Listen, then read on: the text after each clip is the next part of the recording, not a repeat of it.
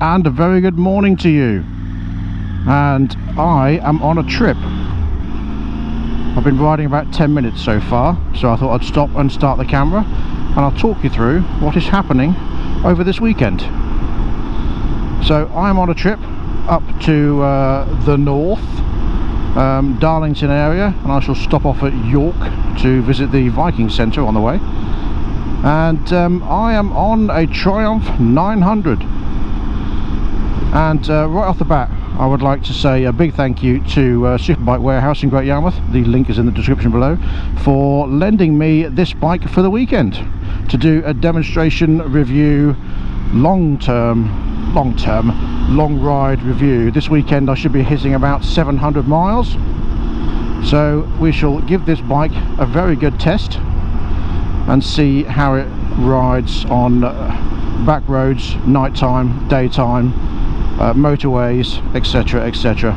See how it fares as a long journey rider, shall we say.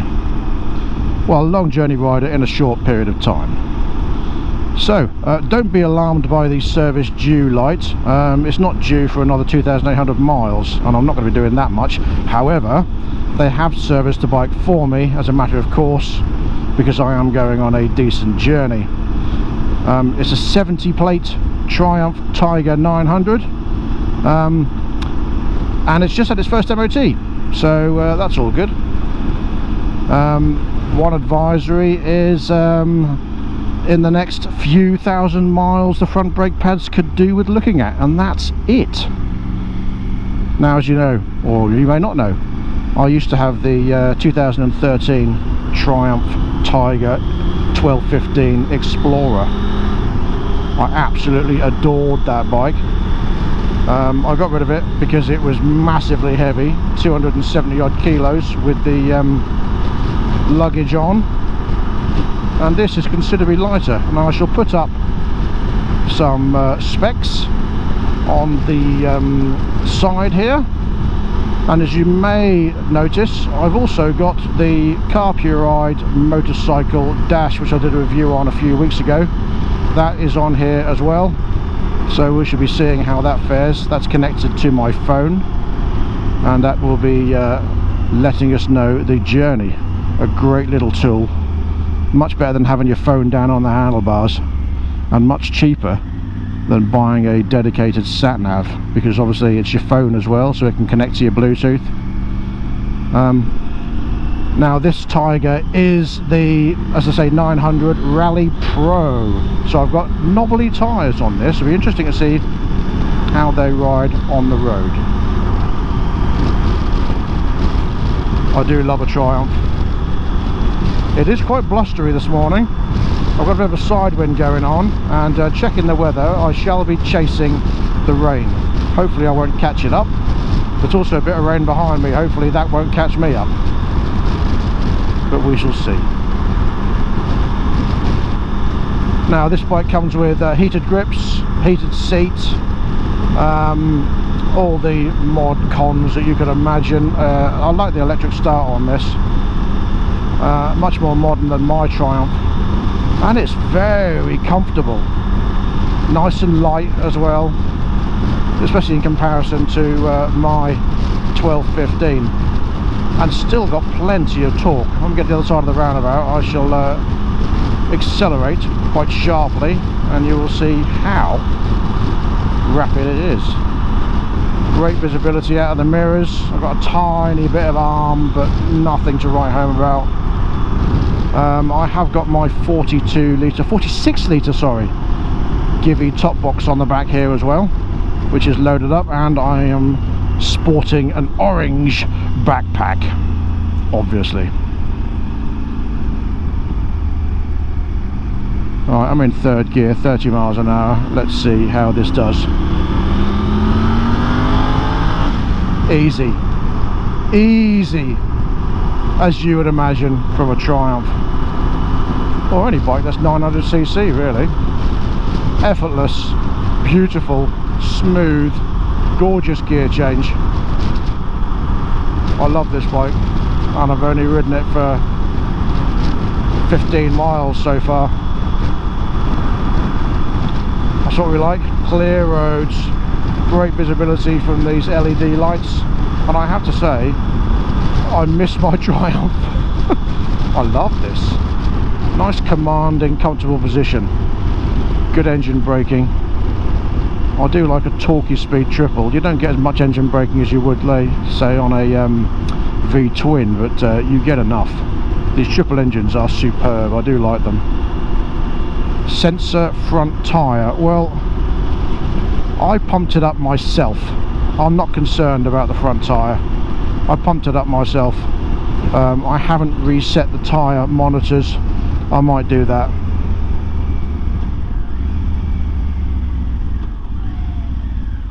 Why? Absolutely no reason. One car over there. I hate this roundabout. Ever since they put traffic lights in here, of the 30 odd years I've been driving and riding, not once did I ever get stopped at this roundabout before these lights went in. Not once.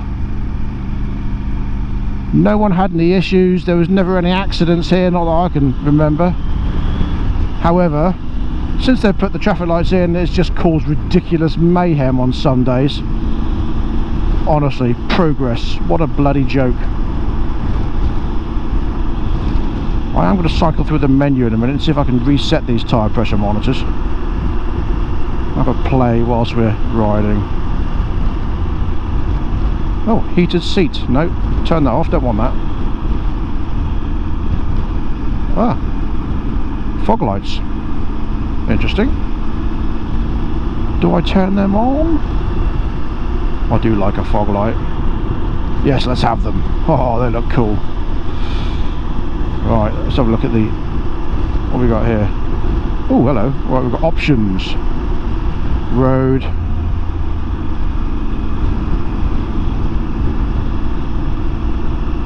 Sport. Off-road. Rider. Rain. We'll stick to road as we're on it.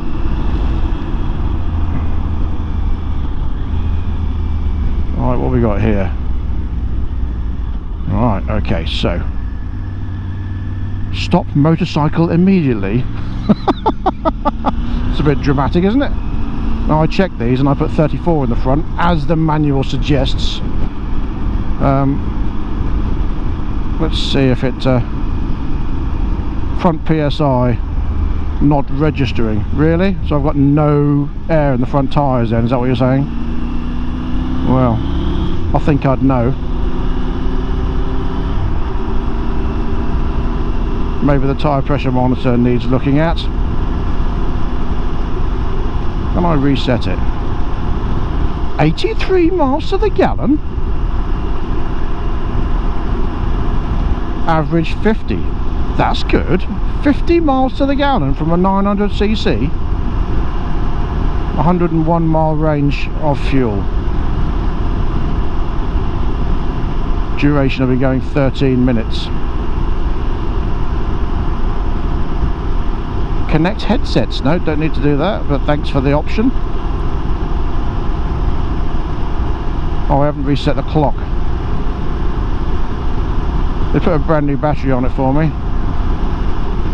Oh, you can connect all sorts. Oh, 3,700 RPM. Don't need that.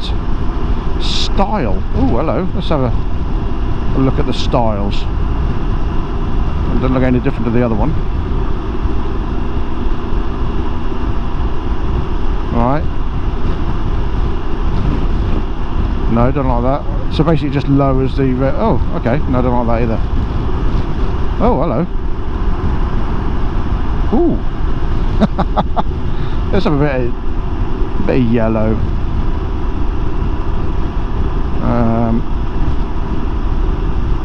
Oh, okay. Alright. Auto, yeah, we'll stick to auto. Front tyre low. It's not low at all.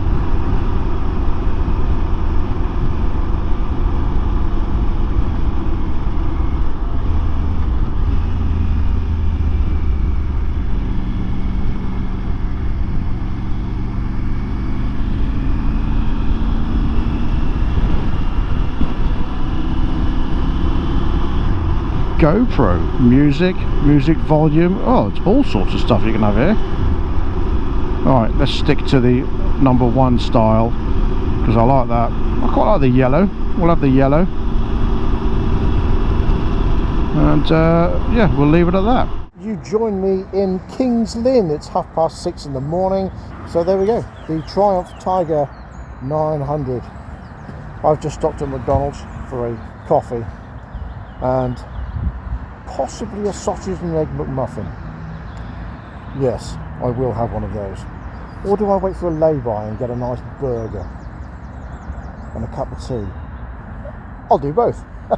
Anyway, good morning to you, and stay tuned for more.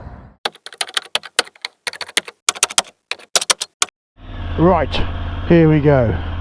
Now, one thing I've learnt from owning the Explorer 1200 is that the fuel gauge does not show up straight away. So when you fill up with fuel, it shows the last setting it had. So what I mean by that is if you had like 1 bar of fuel left, it will do that, and then it takes about a mile to sort itself out when you ride because it's an electronic fuel gauge. So in about a mile it should start creeping up to exactly how much fuel we've got. I have reset the clock now. You can only use the menu to change the clock and settings like that when the bike is stationary. You can't do it whilst riding. That's the home button here, and as you can see, my fuel gauge has now gone up.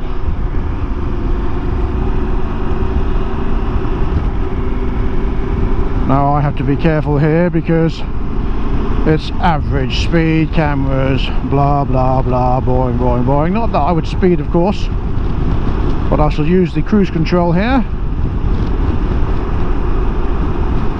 and set it to 58 miles an hour in this 60 limit. Now I do have the spanner light on. As I say, this service has been done, but the service light hasn't been reset, but it's not over its service yet. And I've got my little hazard warning light down there. I have checked, there's nothing wrong with the bike whatsoever, but of course it's doing that simply because it needs a service. So it seems to throw up lots of lights on this bike. It did say when I was getting low on fuel, I had 65 miles worth of fuel left, and after a couple of corners sitting at 60 miles an hour, I had 58 miles of fuel left after just 1 mile of travel. So at this stage I'm going to tell you one thing I love about this bike and one thing I don't like about it. Let's start with the negative, shall we, and end on a positive. So far I do not like when you're sitting at 70 miles an hour with cruise control on, when you take the cruise control off by dabbing the brake, and I mean lightly dabbing the brake so it just turns the cruise control off, the engine braking lunges the bike forward. I shall demonstrate that on a dual carriageway in a little while. If you're doing something like 60 miles an hour, it doesn't really make a massive difference, it gradually slows down, but at 70 in 6th gear it sort of lunges the bike forward with the engine braking. I don't really like that. One thing I love is just how easy the bike is to ride. Absolutely simple, pleasant in every way, I would have to say, so far. But of course I've only been doing 100, no, not even 100. How many miles have I done? Let's have a look on the trip. I have done so far on my trip, come on, 79.8 miles, and I've been riding for an hour and a half. That's including my stop, of course. So yeah, so far a very pleasant ride indeed. And I'll be back shortly with some more updates.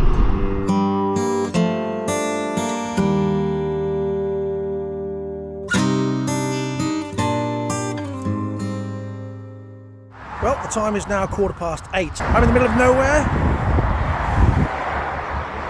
just outside Newark, where the A17 meets the A1, and I've just had breakfast. I hope you can hear me over the traffic, but I've just had breakfast. And usually when you've had breakfast, you come out of there thinking, that was nice, I feel full. And I do feel full, but I also feel as though I'm just £7.50 lighter, monetary wise. And that's because there's nothing good about eating a sausage and thinking, I can taste all the wheat in this sausage. I opted for no bacon because usually in these cafes they go for the cheap smoked bacon, and I'm not into smoked bacon. So I asked for sausages. So I got 4 sausages, 2 eggs, fried bread and toast. A bit of bread overload as far as I'm concerned. And beans, which certainly weren't Heinz. The tea was nice. So anyway, the bike is performing well. One thing I've noticed is that Triumphs are a bit over-exaggerative with their lights. Now, as you know, I had the service light on because they've serviced it, but they haven't reset the light yet. And it's not due for a service for another 2,000 miles or more anyway. But when the orange service light comes on, you also get the little orange triangle with the exclamation mark in the corner. Now, because there's something going on with that front tyre pressure monitor and it's not quite working right, that keeps coming up. So every now and then, after I restart the bike, after I've ridden for a few miles, it flashes up. And then that little orange triangle goes red. Almost like, if you don't stop now, you'll die kind of attitude. And there's a red triangle with a red exclamation mark. And it's only because the tyre pressure light has come on because it can't find the sensor in the front wheel. My only complaint so far. Other than that, glorious. Anyway, let's move on because it's chilly. I have noticed as well that I started off this morning at 5 o'clock, 7.5 degrees on the coast. As I've driven more inland, it's now 6 degrees. Colder. Anyway, let's move on.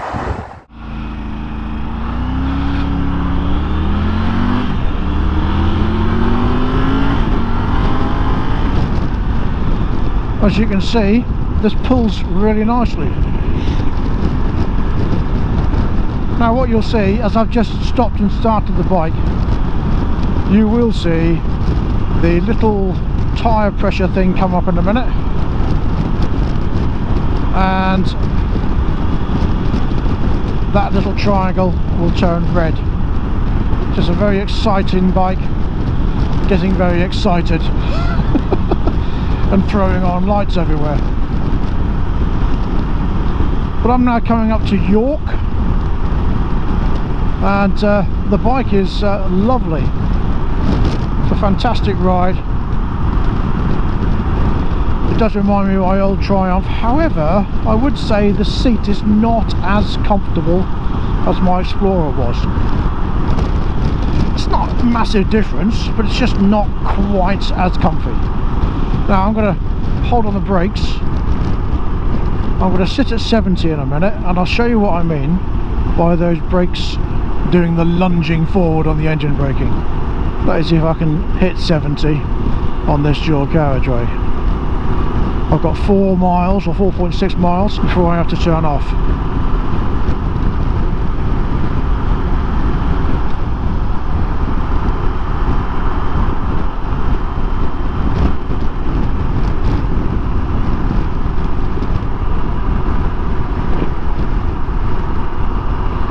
Okay, so also because you've got this touch button indicator thing, you have to sort of push it extra hard to make sure you've got it on. Although you've got a green flashing light on there, it doesn't take much at all. A couple of times I have pushed the little stalk to do the menu rather than the indicator, but just getting used to where it is. Right, so I'm going to set the sat nav now at 70.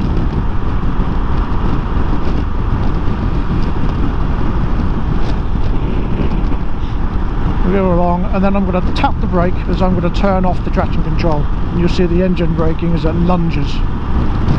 So in 3, 2, 1, tap. Ooh, it lunges forward, it slows right down on the engine braking. I'm not a fan of that. At 60 miles an hour you don't really get it. So I'll show you that. Pull in here, sit at 60 miles an hour and put the traction control on. So it's at 60. As you touch the brake, it still does the engine braking, but not as drastic as you do get when you're at 70 miles an hour. And that for me is just a slight annoyance, shall we say. Not a massive fan of that engine braking lunge.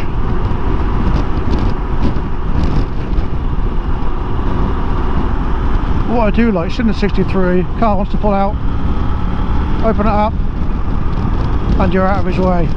Very simply in 6th gear. Beautiful. So I'm now at my halfway point in Darlington. I'm at my son's house with his better half, and I've given you a 300-mile update on the journey so far. Well, I have to say, I like it a lot. I like the bike a lot. I do like Triumphs. I've always liked Triumphs. I loved my Explorer and I miss that.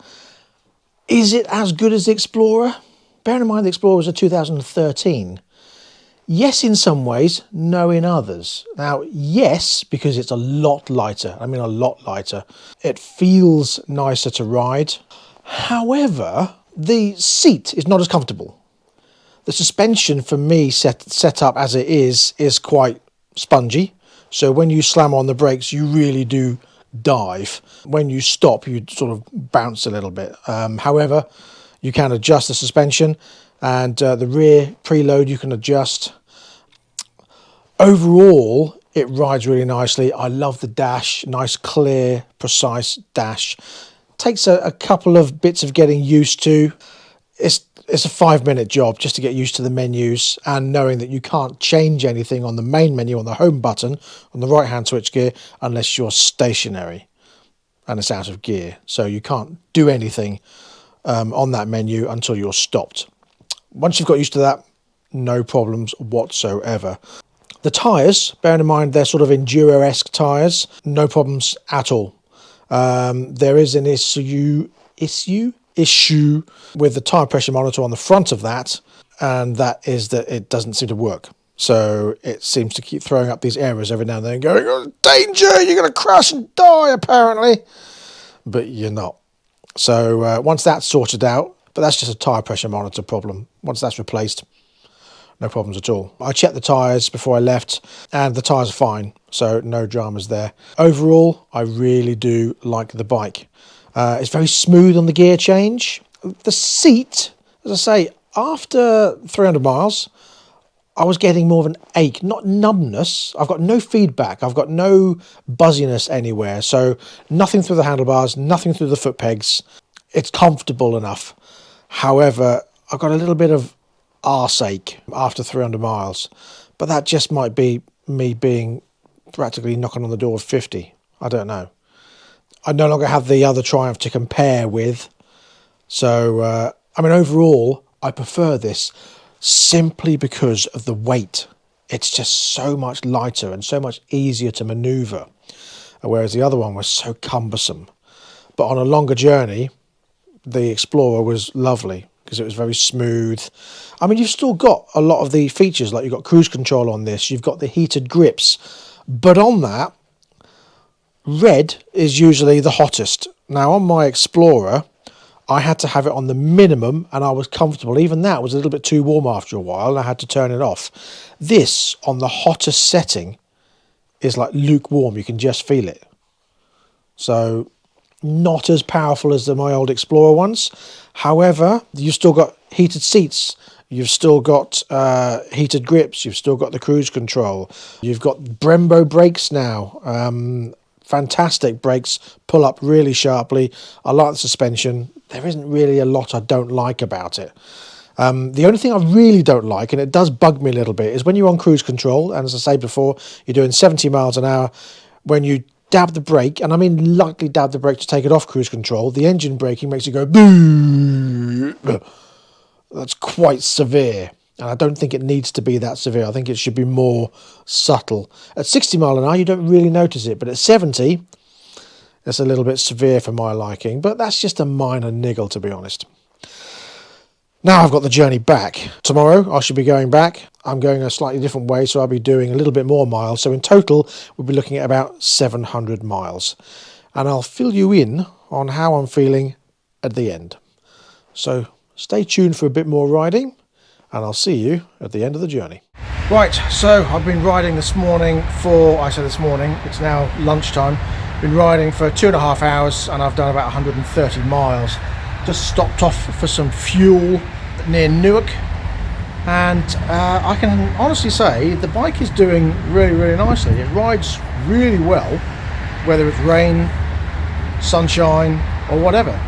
I mean, bearing in mind I'm on knobbly tyres, I thought that was going to be a bit of an issue in all this pouring rain, but no, it's been doing really, really well, to be honest.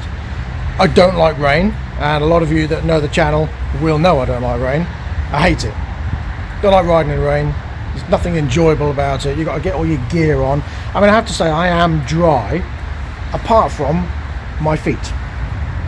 So these armour boots are useless because I'm currently standing in a swimming pool of water, sprayed up from all the other cars and trucks and all the persisting rain that's coming down.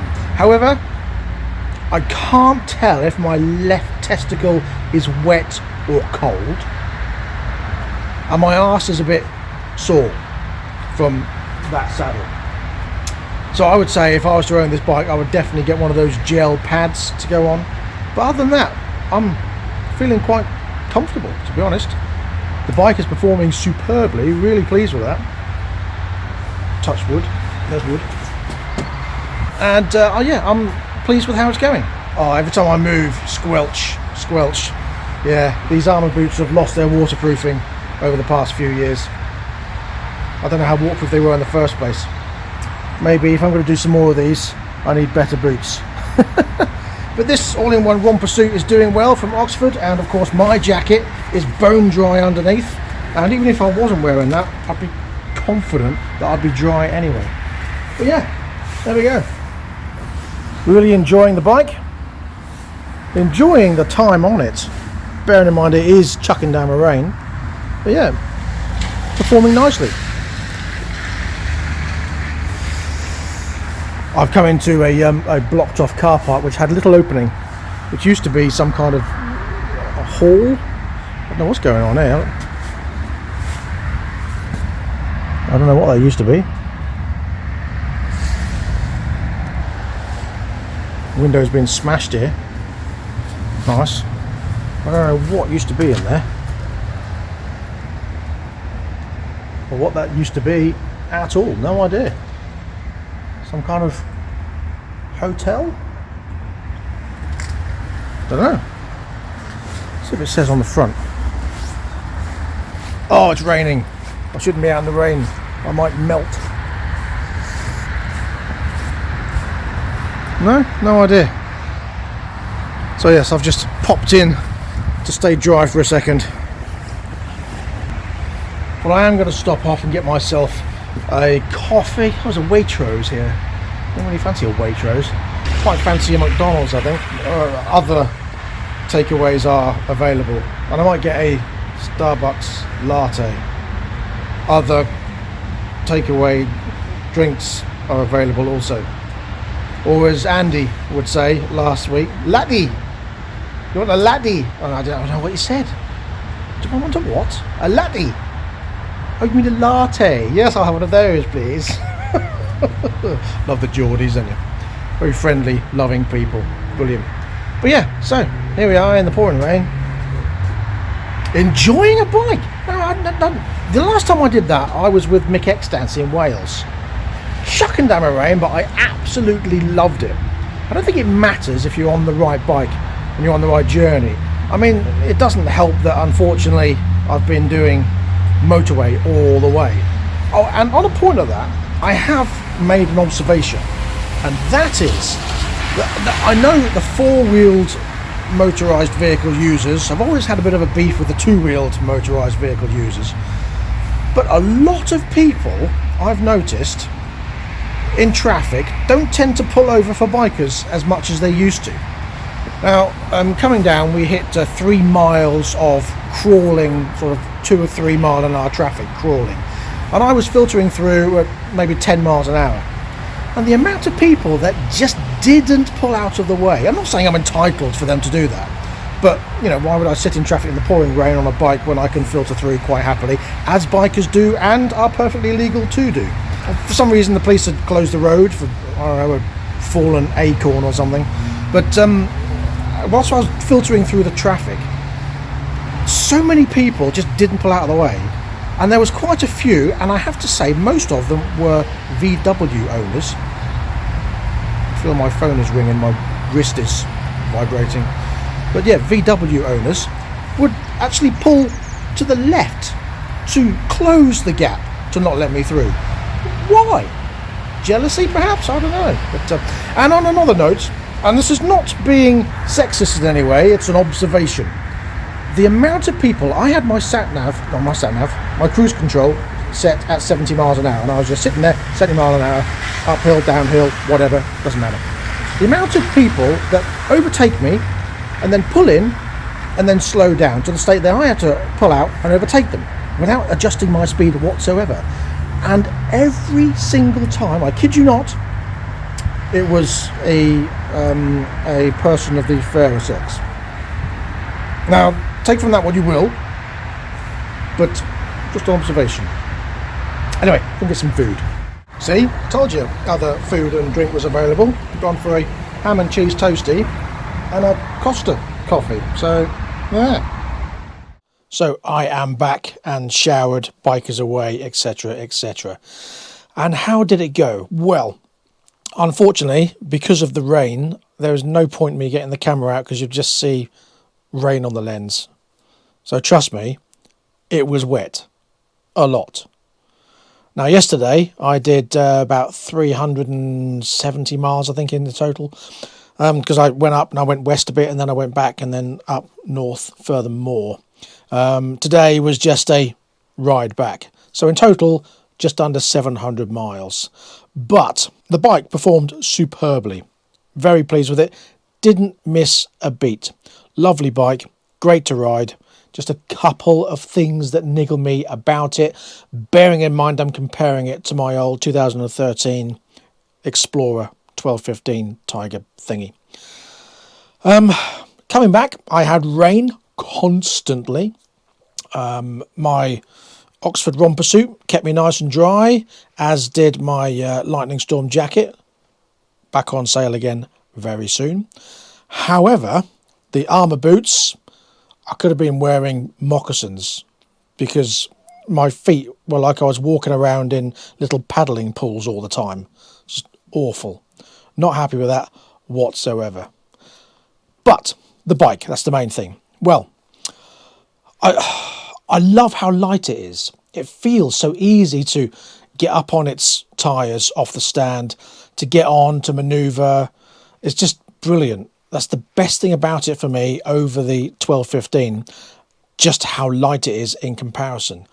One thing I didn't really like, and I think I said it earlier, yeah, I know I said it earlier, and that is the cruise control to no cruise control. So you're sitting at 70 miles an hour, you dab the brake very lightly and the cruise control comes off as it should, but the bike lunges right forward with the engine braking, and I didn't really like that. The tyres, really surprised. Now, they're Enduro-esque type tyres. It's a Rally Pro, so it's got Rally-esque tyres, Michelin on the back and a twin Duro on the front. And they performed superbly. No issues whatsoever. Obviously, I wasn't leaning it over and getting my knee down on corners, because one, I don't do that. And two, it's the wrong style of bike. And three, it was wet and I didn't want to push my luck. But riding normally, no problems whatsoever. Really impressed with those tyres. It pulls really. I'm pleased with that 900 engine. I love a triple anyway, but it's got oodles amount of torque. It gets up to speed so well. The suspension setup on that bike, I think, would need adjusting if it's used on the road a lot more, because it feels very bouncy. And when you change gear, it's but that's just down to the adjustment. So set it up for how you ride. Perfect. Now this bike is for sale. I'll put a link for the description below from Superbike Warehouse in the description, so go and check it out. And it rides lovely. Really pleased with it. I love the bike. The other thing that I was not impressed with was the heated grips. On my Explorer, there's 3 levels of heat on the grips. I used to have it on the minimum, and after a while my hands would sweat and I'd have to turn it off. This, the entire journey, was on the maximum. And some of the times I'd thought, oh, has it turned itself off? Because I just couldn't feel it. Other times it was warm. And it's hard to tell because it wasn't really cold, it was just wet. So I don't know if it was just me. Would have had freezing cold hands if I didn't, but I didn't have cold hands, so that was a good thing. But I just thought it would have been warmer. I didn't really feel the heat through the bars that I thought I would have done. And that's really about it. Overall, the bike is brilliant. 70 plate bike, performs lovely, rides well, sounds good, nice and smooth, gear change is sweet as anything. And yeah, that's all I've got to say. The trip was good. As I say, 700 miles over 2 days is quite a decent mileage, I think. And so the bike didn't let me down one little bit. Not that I expected it to be fair, but it performed exactly as it should. And the only other thing was that little front tyre sensor, just to stop the little over-anxious triangle coming up going, "You're gonna die if you don't sort this out now." Triumph being a bit excitable about their red warning triangle. Other than that, no issue whatsoever. I mean, these are something obviously I shall feed back to the dealer, and I'm sure they'll sort them out, no problem at all. And there you go, that's it. I've got another trip coming up where I'm going over to the West Coast, so I'll see what bike I can blag for that. Something interesting. Be nice to do something else. I'll have a look on their website and see if I can nab another bike from their fleet and do a trip over to Liverpool. And yeah, that's it. If you've got any comments, leave them in the comment section below. If you've got anything else to say, let me know that also. And that's all I've got time for. So thank you very much for joining me. I've got some products that have been sent recently. I'm waiting for them in the post. A couple of people contacted me saying, look, I've designed this new product for a motorbike. Can I send you one? And can you do a review on it and let me know what you think? So I've got a couple of things coming. So stay tuned for those also. I won't tell you what they are yet. I won't spoil the surprise, but they are innovations and it'd be nice to sort them or to try them out. So stay tuned for those and other stuff coming also. So until next time, please ride and drive carefully, but have fun. Cheerio. What was that all about? That's because I didn't have tea in my hand. I didn't know what to do with my hands, look.